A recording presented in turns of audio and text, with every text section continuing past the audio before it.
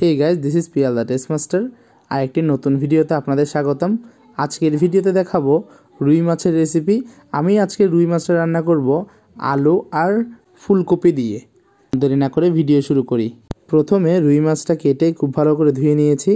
এরপর দিয়ে দিচ্ছি হলুদ, লবণ, মরিচের গুঁড়ো, ভালো করে মেখে নিচ্ছি। কড়াইয়ে দিয়ে দিচ্ছি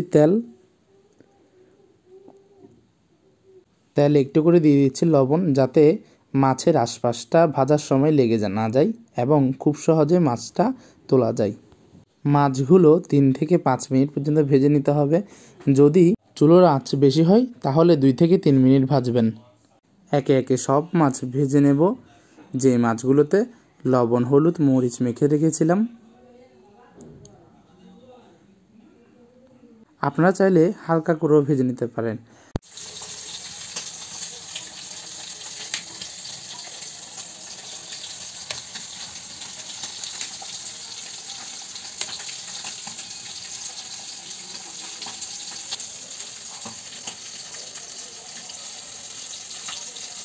মাছ ভাজতে ভাজতে এবার পেঁয়াজ কেটে নিচ্ছি, টমেটো কুচি করে নিয়েছি, আর ফুলকপিটা হাত দিয়ে ছোট ছোট করে ফুলগুলো ভেঙে নিয়েছি,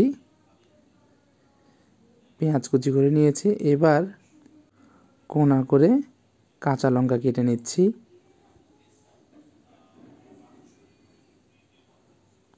এদিকে মাছ ভাজা হয়ে গেছে। এবার মাছগুলো তোলার পালা। ভাজা হয়ে যাওয়া মাছগুলো তুলে নিচ্ছি। তুলে লেজ আর মাথাটা ভাজতে দেব।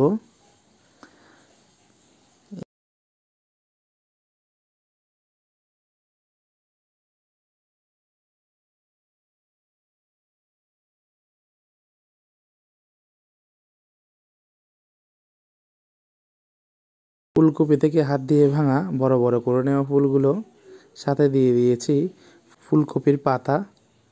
এই ফুলকপিগুলো ভেজে নিচ্ছি, দিয়ে দিব লবণ।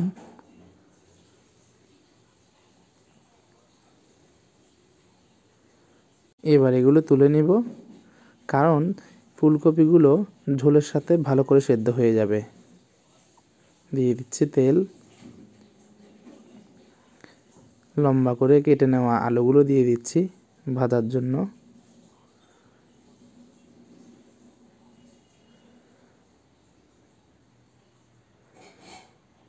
লবণ দিয়ে দিয়েছি।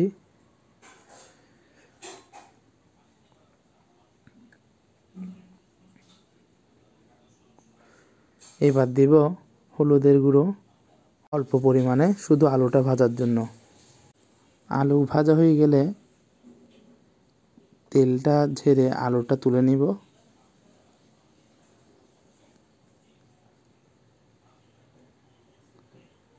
এবার সেই তেলে দিয়ে দিচ্ছি পেঁয়াজ কুচি।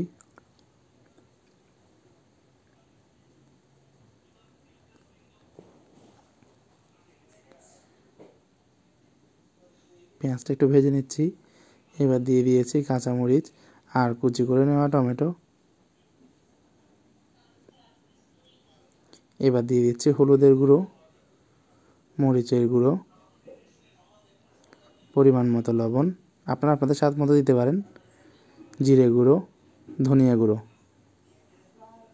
মশলাগুলোকে খুব ভালোভাবে পেঁয়াজ কুচি, টমেটো ও কাঁচামরিচের সাথে মিশিয়ে নিচ্ছি। এবার দিয়ে দিচ্ছি অল্প একটু জল। তেলটা যখন জলের উপর চলে আসবে, তারপর দিয়ে দিব ভেজে রাখা আলু ও ফুলকপি।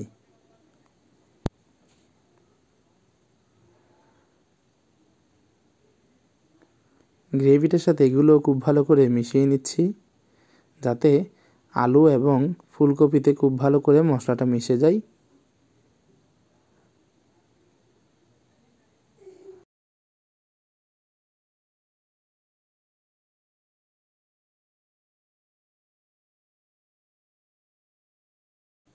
এবার সবজিগুলো খুব ভালো করে সেদ্ধ হওয়ার জন্য দিয়ে দিচ্ছি পরিমাণ মতো জল। ঝোল ঘন হওয়ার জন্য দিয়েছি রেডিমিক্স মাংসের মশলা। এরপর একে একে ভেজে রাখা মাছগুলো দিয়ে দিব, যাতে মাছের মধ্যেও খুব ভালো করে মশলাটা মিশে যেতে পারে। ধনেপাতা কুচি করে নিচ্ছি।